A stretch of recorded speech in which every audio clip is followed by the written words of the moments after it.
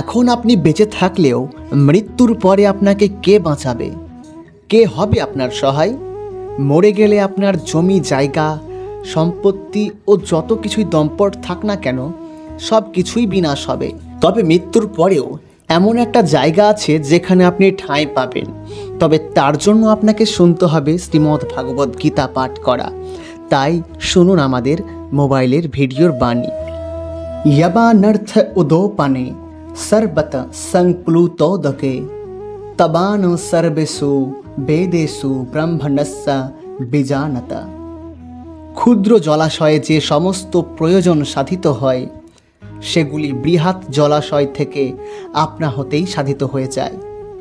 যেমন ভগবানের উপন্যাসের মাধ্যমে যিনি পরম ব্রহ্মের জ্ঞান লাভ করে, সব কিছুর উদ্দেশ্য উপলব্ধি করে, তার কাছে সমস্ত বেদের উদ্দেশ্য সাধিত হয়। বেদের কর্মকাণ্ডে যে সমস্ত আচার আচরণ ও যোগ যজ্ঞের বিধান দেওয়া আছে তার উদ্দেশ্য হচ্ছে জীবকে ক্রমশ আত্মজ্ঞান লাভ করতে উৎসাহিত করা। ভগবদ্গীতার 15 অধ্যায়ের 15 শ্লোকে স্পষ্টভাবে বলা হয়েছে, বেদ অধ্যয়ন করার একমাত্র উদ্দেশ্য হচ্ছে সর্বকারণের কারণ ভগবান শ্রীকৃষ্ণকে জানা। এভাবে আমরা দেখতে পাই আত্মা তত্ত্বজ্ঞান লাভ করার অর্থ হচ্ছে ভগবানের সঙ্গে আমাদের নিত্য সম্পর্ক উপলব্ধি করা। ভগবদ্গীতার 15 অধ্যায়ে ভগবানের সঙ্গে জীবের সম্পর্কের ব্যাখ্যা করে বলা হয়েছে, জীব হচ্ছে ভগবান শ্রীকৃষ্ণের অবিচ্ছেদ্য অংশ। তাই জীবের একমাত্র কর্তব্য হচ্ছে ভগবানের সেবা করা, তার অন্তরের শাশ্বত কৃষ্ণ ভাবনা জাগিয়ে তোলা। এটিই হচ্ছে বৈদিক জ্ঞানের চরম সত্য। শ্রীমদ্ ভাগবত গীতা তার সমর্থনে বলা হয়েছে, অহোবত স্পশ্বচ্যত গরীয়ানাং যজ্জিহাগ্রে তর্বতে নাম ভূত্তম তেপস্তস্তে জুহুবু স্নায়ু রাজ্য ব্রহ্মাণুর চরণমা গৃণান্তি ইয়েতে। হে ভগবান, নিরন্তর যিনি আপনার নাম কীর্তন করেন, তিনি যদি চণ্ডালের মতো নিজ কুলেও জন্মগ্রহণ করেন তবুও তিনি আধ্যাত্ম মার্গের অতি উচ্চতর অধিষ্ঠিত। এই প্রকারের মানুষ বৈদিক শাস্ত্রের নির্দেশ অনুসারে বহু তপস্যাচার্য করেছেন এবং সমস্ত পুণ্য তীর্থে বহু স্নান করে তিনি বহুবার বেদ অধ্যয়ন করেছেন। এমন মানুষকে আচার্য কুলে শ্রেষ্ঠ বলেই বিবেচনা করা হয়। সুতরাং বেদ থেকে আমরা বুঝতে পারি যাগযজ্ঞ ও আচার অনুষ্ঠান করে স্বর্গলোকে উন্নতর ইন্দ্রিয় সুখ ভোগ করা যায় এবং ভোগ করার শিক্ষা বৈদিক শাস্ত্র আমাদের দিচ্ছেন।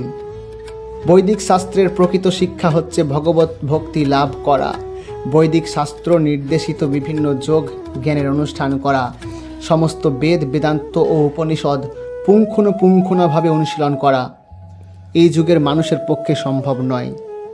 এই সমস্ত করার জন্য যেই শক্তি, যে জ্ঞান, যে ঐশ্বর্য নিষ্ঠার প্রয়োজন তা এই যুগের মানুষের নেই। তাই শ্রীচৈতন্য মহাপ্রভু এই কলিযুগের অধঃপতিত মানুষদের উদ্ধার করার জন্য ভগবানের দিব্য নামের সংকীর্তন করার পথ প্রদর্শন করে গেছেন। মহাপণ্ডিত প্রকাশানন্দ সরস্বতী যখন শ্রীচৈতন্য মহাপ্রভুকে জিজ্ঞেস করেন, যদিও তাকে সাক্ষাৎ নারায়ণ বলে মান্য করা হয়, তবুও বেদান্ত দর্শন পাঠ না করে তিনি কেন ভাবুকের মতো ভগবানের নাম কীর্তন করছেন?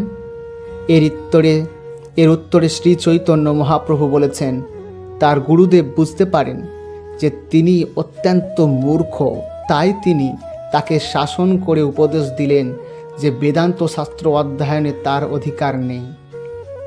এই বলে তিনি তাকে কৃষ্ণ মন্ত্র জপ করার নির্দেশ দিলেন। এই নাম জপ করতে করতে তিনি ভগবত ভক্তির ভাবে উন্মাদ হয়ে উঠলেন এবং এই কলিযুগের অধিকাংশ মানুষই কিন্তু মূর্খ। বেদান্ত দর্শন বোঝার মতো ক্ষমতা তাদের নেই। তাই ভগবান বেদান্ত দর্শনের সারমর্ম ভগবত ভক্তির বার্তা বহন করে এনেছেন। এই ভক্তি লাভ করার পথ প্রদর্শন করে গেলেন। নিষ্কলুষ চিত্তে নিরপরাধ ভগবানের নাম জপ করার মাধ্যমে জড় বন্ধন থেকে মুক্ত হবার আশীর্বাদ দিয়ে গেলেন তিনি। বৈদিক জ্ঞানের শেষ কথা হচ্ছে বেদান্ত। ভগবান শ্রীকৃষ্ণ এই বেদান্ত দর্শনের মূল প্রবক্তা। যে মহাত্মা নিরন্তর ভগবান শ্রীকৃষ্ণের নাম কীর্তন করে অসীম আনন্দ উপভোগ করেন তিনি। আর তিনি হচ্ছেন প্রকৃত বেদান্ত ও তত্ত্ববেত্তা, কারণ সেটি হচ্ছে বৈদিক তাতেন্দ্রীয় তত্ত্বের চরম উদ্দেশ্য। ধর্মই বিহিত করে কর্মে, তোমার অধিকার আছে, কিন্তু কোনো কর্মফলের অধিকার তোমার নেই। কখনো নিজেকে কর্মফলের হেতু বলে মনে করো না, এবং কখনো স্বধর্ম আচরণ না করার প্রতিও আসক্ত হইও না। এখানে আমাদের তিনটি জিনিস সম্বন্ধে বিবেচিত করতে হবে: কর্তব্য কর্ম, খেয়াল খুশি মতো কর্ম এবং নৈষ্কর্ম। কর্তব্য বাক্য কর্ম হচ্ছে প্রকৃতির তিনটি গুণের দ্বারা বদ্ধ অবস্থায় জাগতিক কর্ম। খেয়াল খুশির মতো কর্ম হচ্ছে শাস্ত্র অথবা গুরুদেবের অনুমোদন ব্যতীত কর্ম, এবং কর্তব্য কর্ম সম্পাদনা করাকেই বলা হয় নৈষ্কর্ম্য কর্ম। ভগবান অর্জুনকে নিষ্কর্ম বা নিষ্কর্মা না হতে উপদেশ দিয়েছিলেন। তিনি তাকে বলেছিলেন কর্মফলের প্রতি আসক্ত না হয়ে তার কর্তব্য কর্ম করে যেতে হবে তাকে। কারণ মানুষ যখন তার কর্মফলের প্রত্যাশা করে তখন সে কার্যকারণে জড়িত হয়ে জড় বন্ধনে আবদ্ধ হয়ে পড়ে, আর এইভাবেই সে কর্মের ফলস্বরূপ সুখ অথবা দুঃখ উপভোগ করে। কর্তব্য কর্মকে আবার তিন ভাগে ভাগ করা যায়, যথা বিধিবদ্ধ কর্ম, সংকটকালীন কর্ম ও আকাঙ্ক্ষিত কর্ম। কোনো রকম ফলের প্রত্যাশা না করে শাস্ত্রের অনুশাসন অনুসারে বিধিদ্ধ কর্তব্য কর্ম হচ্ছে সত্যগুণের কর্ম। ফলের প্রত্যাশা করে যে কর্ম করা হয় তা সত্য, রজ অথবা তম যে গুণের প্রভাবেই করা হোক না কেন তা অশুভ। কারণ ফলের প্রত্যাশা মানেই কর্মবন্ধনে আবদ্ধ, আর ফলের প্রত্যাশা না করা মানেই শ্রীকৃষ্ণের প্রতি আনুগত্য হওয়া কর্ম। কর্তব্য কর্ম সকলেই করতে হয়, কিন্তু কোনো রকমের ফলের প্রত্যাশা না করে নিরাসক্তভাবে সেই কর্ম করতে হয়। এই প্রকারের ফলের আশাহীন কর্তব্য কর্ম নিঃসন্দেহেই তোমাকে মুক্তির পথে চালিত করে। রাধে রাধে। ভগবান তাই অর্জুনকে উপদেশ দিয়েছিলেন ফলাফল না ভেবে নিরাসক্তভাবে যুদ্ধ করে তার কর্তব্য কর্ম করে যেতে হবে। তার যুদ্ধে যোগ না দেওয়াই ছিল অন্য এক প্রকারের আসক্তি। এই প্রকারের আসক্তি কাউকে মুক্তির পথে চালিত করে না। হ্যাঁ বাচক অথবা না বাচক, যে কোনো প্রকারের আসক্তি তার বন্ধনের কারণ। কর্তব্য কর্ম থেকে নিষ্কাম বা নিষ্কর্মার মতো বিরত থাকা পাপ। তাই কর্তব্যবোধে যুদ্ধ করাই ছিল অর্জুনের পক্ষে মুক্তির একমাত্র শুভ পথ। রাধে রাধে। যদা তে মোহ কৌলিলং বুদ্ধির ব্যতীত তিরিষ্যতি তদা গন্তাসি নির্বেদং শ্রোতাবস্য শ্রুতস্য চ। এইভাবে পরমেশ্বর ভগবানে অর্পিত নিষ্কাম কর্ম অভ্যাস করতে করতে যখন তোমার বুদ্ধি মোহরূপ ও গভীর অরণ্যকে সম্পূর্ণরূপে অতিক্রম করবে, তখন তুমি যা কিছু শুনেছ এবং যা কিছু শ্রবণীয় সেই শ্রবের প্রতি সম্পূর্ণরূপে নিক্ষেপ হতে পারবে। একবার আমার সঙ্গে মন্ত্র বলুন, হরে কৃষ্ণা কৃষ্ণ কৃষ্ণ হরে হরে, হরে রাম রাম রাম হরে হরে। ভগবানের মহান ভক্তদের অনেক সুন্দর দৃষ্টান্ত আছে, যারা কেবলমাত্র ভগবত ভক্তি গ্রহণ করার ফলে বৈদিক আচার আনুষ্ঠানের প্রতি উদাসীন হয়ে ওঠেন। যখন কোনো ব্যক্তি ভগবান শ্রীকৃষ্ণকে জানতে পেরে তার সঙ্গে চিরশাশ্বত সম্পর্ক সম্বন্ধে অবগত হয়, সে স্বাভাবিকভাবেই বৈদিক কর্মকাণ্ডের অনুষ্ঠানের প্রতি সম্পূর্ণরূপে উদাসীন হয়। এমনকি সে যদি অভিজ্ঞ ব্রাহ্মণও হয়। মহাভাগবত ও গুরু পরম্পরায় ধারায় আচার্য শ্রী মাধবেন্দ্র পুরী বলেছেন, সম্বন্ধবন্ধনা ভদ্রমস্ত ভবত ভো স্নান তভুম নম ভো দেবা পিতরশ্চ তর্পণা বিদ্ধৌ নহং ক্ষমা ক্ষমত্তমা যত্র কাপ্যি নিঃশব্দ যাদব কুলোত্তমস্য কংসদ্দেশ্য স্মারং স্মারং অঘ্ঘং হরামি তদলং মন্যে কিমন্যে নমে। হে ভগবান, ত্রিসন্ধ্যায় আমি তোমাকে বন্দনা করি, তোমার জয় হোক। হে দেবতাগণ, হে পিতৃগণ, স্নানান্তে আমি তোমাদের উদ্দেশ্যে তর্পণ করি এবং করতে পারি না। আমার এই অক্ষমতা তোমরা ক্ষমা করো। এখন আমি যেখানেই অবস্থান করি না কেন, আমি যদুকুল শ্রেষ্ঠ কংসারী শ্রীকৃষ্ণের স্মরণ করতে পারি এবং তার ফলে আমি সমস্ত পাপ বন্ধন থেকে মুক্ত হতে পারি। আমার মনে হয় এটি আমার পক্ষে যথেষ্ট। পরমার্থিক মার্গে যারা কনিষ্ঠ অধিকারী, তাদের পক্ষে বেদের নির্দেশ অনুযায়ী বিবিধ আচরণ অনুষ্ঠান পালন করা একান্ত প্রয়োজন। যেমন খুব সকালে স্নান করা, পিতৃপুরুষের উদ্দেশ্য তর্পণ করা, ত্রিসন্ধ্যায় মন্ত্র উচ্চারণ করা আদি।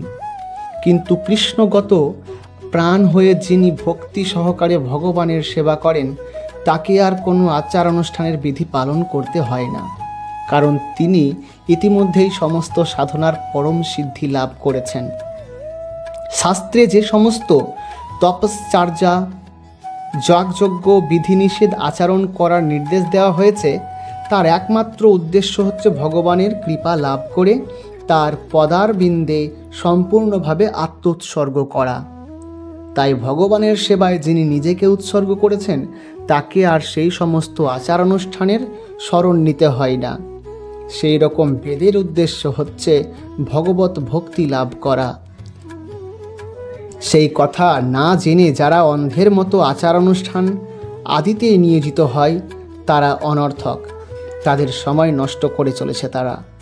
যে মানুষ ভগবত ভক্তি লাভ করেছেন, তিনি শব্দপক্ষের স্তর উন্নীত হয়েছেন, অর্থাৎ তার কাছে বেদ উপনিষদের আর কোনো প্রয়োজনীয়তা নেই। শ্রুতি বিপ্র তিপন্না তে যদা সস্যা তি নিশ্চলা সমাধাবা চলা বুদ্ধিস্তদা যোগমবস্পস্যি। তোমার বুদ্ধি যখন বেদের বিচিত্র ভাষার দ্বারা আর বিচলিত হবে না এবং আত্মোপলব্ধির সমাধিতে স্থির হবে, তখন তুমি দিব্য জ্ঞান লাভ করে অধিষ্ঠিত হবে। জীব যখন সম্পূর্ণভাবে কৃষ্ণ ভাবনামৃত আস্বাদন করে, তখন তার সেই অবস্থাকে বলা হয় সমাধি। যিনি পূর্ণ সমাধিমগ্ন হয়েছেন, তিনি ব্রহ্ম উপলব্ধি ও পরমাত্মার উপলব্ধির স্তর অতিক্রম করে সর্বকারণের কারণ পরমেশ্বর ভগবানকে উপলব্ধি করতে পেরেছেন। আধ্যাত্ম জ্ঞানের চরম পূর্ণতা হচ্ছে ভগবানের সঙ্গে জীবের নিত্য দাসত্ব সম্পর্কের উপলব্ধি করা। তাই ভক্তি সহকারে ভগবানের সেবা করাই হচ্ছে জীবের একমাত্র কর্তব্য। সেই জন্য শুদ্ধ ভক্তগণ বেদের সুন্দর বর্ণনার দ্বারা মোহিত হয়ে স্বর্গসুখ ভোগ করার জন্য যাগযজ্ঞের অনুষ্ঠানের অনুকরণ করেন না। ভক্তিযোগে ভগবানের সেবা করলে ভগবানের সঙ্গে সরাসরি যোগাযোগ স্থাপিত হয় এবং তার ফলে ভগবানের প্রতিটি উপদেশ মর্ম যথাযথভাবে উপলব্ধি করা যায়। শ্রীকৃষ্ণের অথবা তার প্রতিনিধি শ্রী গুরুদেবের আদেশে ভগবানের সেবা করলে অচিরেই তার ফল পাওয়া যায় এবং ভগবত ভক্তির মাধুর্য আস্বাদন করা যায়। রাধে রাধে। হিতস্প্রজ্ঞস্য কা ভাষা সমাধিস্তস্য কেশব স্থিতধি কিং প্রভাষ্যেত কিমাশ্রিত ব্রজেতম কিমা। অর্জুন জিজ্ঞেস করলেন, হে কেশব, স্থিতপ্রজ্ঞ অর্থাৎ অচলা বুদ্ধি সম্পূর্ণ মানুষের লক্ষণ কি? কিভাবে কথা বলবেন, কিভাবে অবস্থান করেন এবং কিভাবে বা তিনি বিচরণ করেন? বিশেষ অবস্থা অনুযায়ী প্রতিটি মানুষের যেমন কোনো না কোনো লক্ষণ থাকে, কৃষ্ণ ভাবনাময় মানুষেরাও কিন্তু সেই রকম চলা বলা চিন্তা ভাবনা কতগুলি প্রকৃতিগত লক্ষণ থাকে। একজন ধনীর কতগুলি লক্ষণ দেখে বোঝা যায় যে সে ধনী, একজন রোগীর কতগুলি লক্ষণ দেখে বোঝা যায় সে রোগী, আর একজন জ্ঞানীর লক্ষণ দেখে বোঝা যায় সে পরম জ্ঞানী। তেমনই শ্রীকৃষ্ণের অপ্রাকৃত ভাবনায় মগ্ন কোনো ভগবত ভক্তের কথা বলার ধরন, চলার ভঙ্গি, চিন্তাধারা, মনোবৃত্তি আদি দেখে বোঝা যায় তিনি হচ্ছেন ভগবত ভক্ত। আর ভগবত ভক্তের এই সমস্ত লক্ষ্যের বর্ণনা ভগবত গীতাতে পাওয়া যায়। রাধে রাধে। এই লক্ষণগুলির মধ্যে সবচাইতে গুরুত্বপূর্ণ হচ্ছে তিনি কিভাবে কথা বলেন, কারণ কথার মধ্যে দিয়েই সবচেয়ে গভীরভাবে মানুষের অন্তরের ভাবের প্রকাশ হয়। প্রবাদ আছে, মূর্খ যতক্ষণ পর্যন্ত তার মুখ না খুলছে ততক্ষণ তার মূর্খতা প্রকাশ পায় না। বিশেষ করে ভালো পোশাকে সুসজ্জিত মূর্খ যতক্ষণ তার মুখ না খুলছে তাকে চেনার কোনো পথ নাই। প্রজাহতি যদা কামন সর্বান পার্থ মনোগতান আত্মনিবর্তনা তুষ্টস হিতপ্রজ্ঞস্তৌচত্যে। পরমেশ্বর ভগবান বললেন, হে পার্থ, জীব যখন মানসিক জল্পনা কল্পনা থেকে উদ্ভূত সমস্ত মনোগত কাম পরিত্যাগ করে এবং তার মন যখন এভাবে পবিত্র হয়ে আত্মাতেই পূর্ণ পরিতৃপ্ত লাভ করে, তখনই তাকে স্থিতপ্রজ্ঞ বলা হয়। অর্থাৎ শ্রীমদ্ ভাগবতে দৃঢ়ভাবে বলা হয়েছে, সম্পূর্ণ কৃষ্ণ ভাবনাময় মানুষ অর্থাৎ ভগবত ভক্তের মধ্যে মহৎ মুনি ঋষিদের সমস্ত গুণাবলীর পরিলক্ষিত হয়। আর যারা ভগবত ভক্ত নয় তাদের মধ্যে কোনো গুণই দেখা যায় না, কারণ তারা তাদের সীমিত মনের জল্পনা কল্পনার কাছে আত্মসমর্পণ করে নিজেদের ইন্দ্রিয়ের দাসত্ব হয়ে থাকে। সুতরাং এখানে যথার্থই বলা হয়েছে যে জল্পনা কল্পনার মাধ্যমে ইন্দ্রিয়র সুখ ভোগ এবং সব রকমের ইচ্ছা পরিত্যাগ করতে হবে। কৃত্রিমভাবে এই ইচ্ছাকে কখনোই সংবরণ করা যায় না। কিন্তু মানুষ যখন কৃষ্ণ ভাবনায় নিজেকে নিয়োজিত করে তখন কোনো রকম বাহ্যিক প্রচেষ্টা ছাড়াই আপনা থেকেই এই সমস্ত ইন্দ্রিয় সুখ ভোগের বাসনা প্রশমিত হয়। তাই মানুষ মাত্রেই কর্তব্য হচ্ছে দ্বিধাহীনভাবে ভক্তি যোগের সঙ্গে অবলম্বন করা। হরে কৃষ্ণ, রাধে রাধে। পরম পুরুষ শ্রীকৃষ্ণ নিজেই পরিপূর্ণ, স্বয়ং সম্পূর্ণ। এই জগতের কোনো অংশই তার থেকে বিচ্ছিন্ন নয়।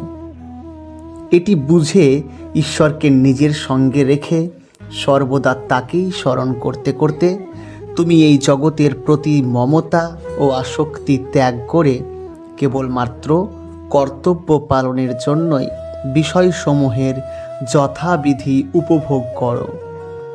অর্থাৎ তুমি কর্ম করো, কিন্তু কোনো ফলের আশা করো না। কর্ম করাই তোমার অধিকার। এই বিশ্বরূপ ঈশ্বরের পূজার জন্যই কর্ম সকলের আচরণ করো। বিষয়সমূহে মনকে আসক্ত হতে দিও না।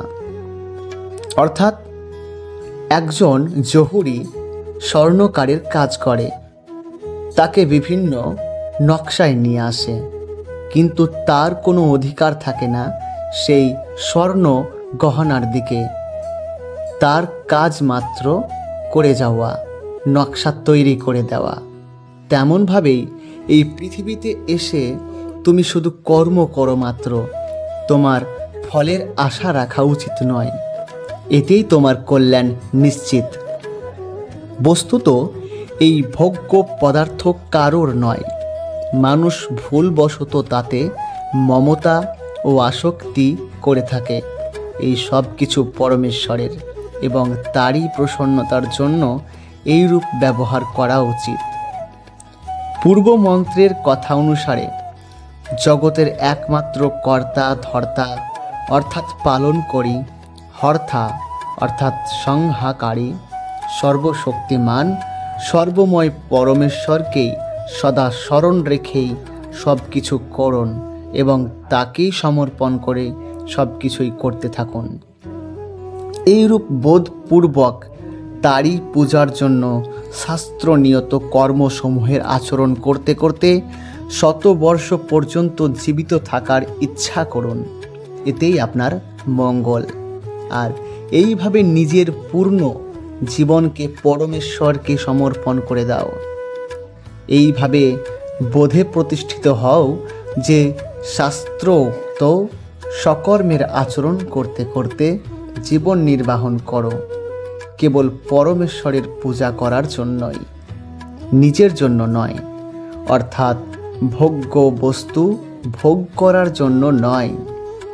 যে সমস্ত গাছ থেকে ফল তৈরি হয় সেটা প্রথমেই তোমার খাবার জন্য নয়, সেটা সর্বপ্রথমে আরাধ্য দেবতা পরম শ্রী বিষ্ণু অর্থাৎ শ্রীকৃষ্ণের চরণে অর্ঘ্য নিবেদন করতে হয় এবং তাকে নিবেদন করার পরে সেই ফল আহার হিসেবে গ্রহণ করতে হয়।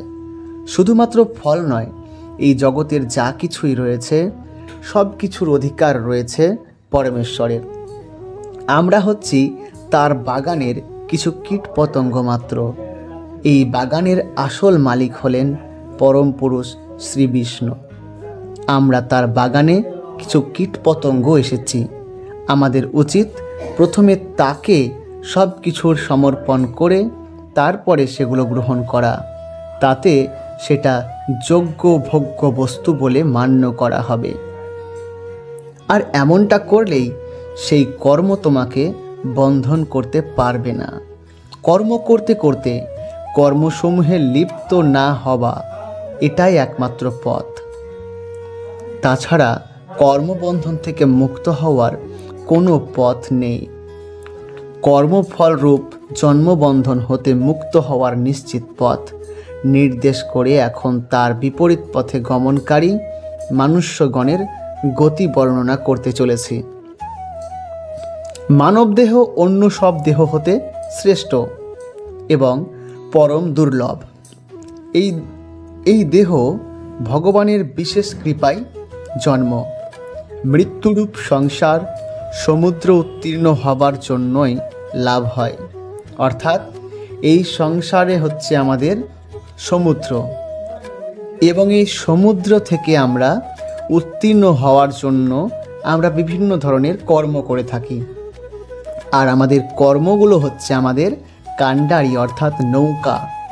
তুমি যেই রূপ কর্ম করবে তেমনই তোমার নৌকা পরিপক্ক হবে আর এই ভবসাগর থেকে তুমি মুক্ত হতে পারবে। এইভাবেই দেহপ্রাপ্ত হয়েও মানুষ নিজের কর্মকে ঈশ্বরের পূজার জন্য সমর্পণ করে না এবং জগতের বিভিন্ন সুখ স্বাচ্ছন্দ্যের ভোগে তিনি ব্যস্ত হয়ে পড়েন। তারপরে জীবনে যা করার, যেটা কাম্য মনে করেন, বিষয়সমূহে আসক্তি বা কামনা বাসনার বশ হয়ে গিয়ে তিনি কোনোভাবে কেবলমাত্র বিষয় প্রাপ্তিতেই সব কিছু উপভোগ করতে থাকেন। সে বুঝতে পারে না যে আমি কেন এসেছি এই ধরাধামে। সেই মানুষ বস্তুত আত্মহত্যাকারী, অর্থাৎ তিনি নিজে থেকেই নিজের আত্মহত্যা ডেকে আনছেন। অর্থাৎ তিনি চানই না যে এই জগৎ থেকে মুক্ত পেতে। যারা মুক্তি পেতে চায় তারা সর্বদাই মুক্তিপথগামী, আর যারা আত্মহত্যাকারী, যারা নিজেরাই আত্মহত্যা করে, তারা এই ধরাধামের উপভোগ ও আসক্তিতে মেতে থাকে। এইভাবে নিজের পতন ঘটিয়ে সেই মানুষ জীবনকে কেবল ব্যর্থই করে না, উপরন্তু নিজেকে অধিক কর্মবন্ধনে আবদ্ধ করে ফেলে। এই কামভোগ পরায়ণ মানুষ যেই কেউ হোক না কেন, সংসারে তার বিশাল নাম যশ বৈভব বা উচ্চ অধিকার থাক না কেন, মৃত্যুর পর কর্মসমূহের ফলস্বরূপ বারবার তাকে কুকুর শূকর কীট পতঙ্গাদি নানান শোক শাকান্ত পূর্ণ আসরিক যোনিসমূহে এবং ভয়ানক নরকাদিতে তাকে কষ্ট ভোগ করতে হয়, যেটা গীতার 16, 17, 19, 20 নম্বরে বর্ণনা করা হয়েছে। এগুলি আসরিক স্বভাবযুক্ত অধম প্রকৃতির লোক, এদের জন্য নির্দিষ্ট আছে এবং সেগুলি ভয়ানক অজ্ঞানরূপ অন্ধকারে আচ্ছাদিত। সেই কারণে গীতায় ভগবান বলেছেন, নিজেকে নিজে উদ্ধার করবে, নিজের পতন নিজেই ঘটাবে। যে পরমেশ্বরের সম্পূর্ণ জগতে ব্যপ্ত আছেন, যাকে সর্বদা সদা স্মরণ করতে করতে এবং যার পূজার জন্যই সমস্ত কর্ম করতে হয়, তিনি বা কেমন? সেই সর্বন্তর্যামী সর্বশক্তিমান পরমেশ্বর নিশ্চল এবং একক। তথাপি তিনি মন হতেও অধিক তীব্র বেগযুক্ত। যে পর্যন্ত মনের গতি আমাদের আছে, তিনি তার থেকেও বেশি দিব্যমান। আমাদের মন এতটাই চঞ্চল, আমরা হঠাৎভাবে একটা ভাবনা ভাবতে ভাবতে কোনো দূরের ভাবনা ভাবি। আমাদের মন যদি এখন থাকে এই দেশে, তো আমাদের মন হঠাৎ করে দেশ পেরিয়ে, পৃথিবী পেরিয়ে, ব্রহ্মাণ্ড পেরিয়ে চন্দ্রমায় চলে যায়, যাই তো। কিন্তু ভগবান তার থেকেও তথাপি গুণ নিশ্চল ও তেজমান। মন তো সেই পর্যন্ত যেতেই সমর্থন হয় না যতটা পর্যন্ত তিনি যেতে পারেন। তিনি সকলের কাছে আছেন, জ্ঞানের মতন, অর্থাৎ সকলের কাছেই তিনি প্রথম থেকেই যান। আপনার কাছেও আছে, আমার কাছেও আছে। প্রত্যেকের আশেপাশে তিনি বিদ্যমান, প্রত্যেকটা বস্তুর মধ্যে তিনি বিদ্যমান। শুধুমাত্র তাকে ডাকতে জানতে হয়, তাকে দেখতে জানতে হয়। দেবতা ও মহর্ষিগণ পূর্ণরূপে তাকে জানতে পারেনি, তাকে দেখতে পারেনি, যতটা একটা প্রকৃত ভক্ত তাকে জানতে পেরেছে। যত তীব্র বেগযুক্ত বুদ্ধি ও মন ইন্দ্রিয়গণ আছে, অথবা বায়ু আদি দেবতা যত আছেন, নিজ শক্তি বলে তারা পরমেশ্বরকে অনুসন্ধান করতে সদা যতই অনুধাবন করুন, সেই পরমেশ্বরের নিত্য নিশ্চল হয়েও সেই সেবককে অতিক্রম করে পূর্বেই তার কাছেই বর্তমান থাকেন তিনি। তারা সেই স্থান পর্যন্ত যেতেই পারে না।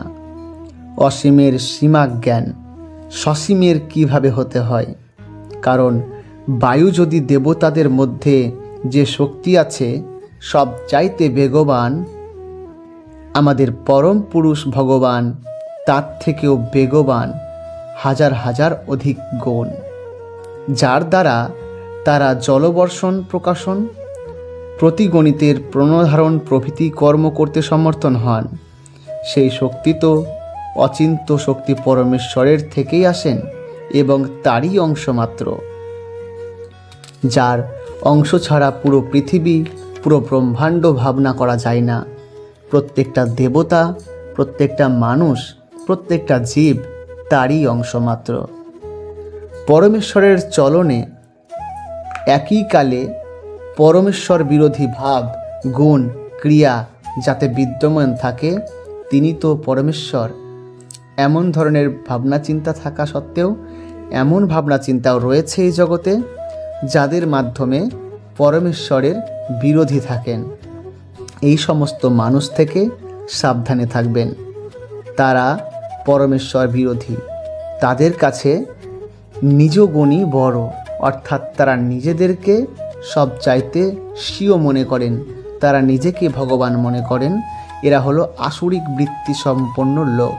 এদের থেকে দূরত্ব বজায় রাখাই ভালো।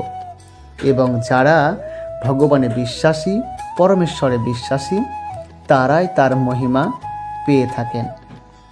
অন্যভাবে কথা বলা যায় যে ভগবান নিজের দিব্যধামে বা লীলাধামে স্বীয় প্রিয় ভক্তগণের সুখ প্রদানের জন্য অপ্রাকৃত সগুণ সকার রূপে প্রকট হয়ে লীলা ক্রিয়া করেন। অর্থাৎ ভগবান নিজের প্রিয় ভক্তগণের মধ্যেই সর্বদাই থাকেন, কারণ তার ভক্তগণদের সুখ প্রদান করার জন্য। তাই তারা চলা আর নির্গুণ রূপে যে সদা সর্বদা অচল স্থিতি, তারই নাম চলা।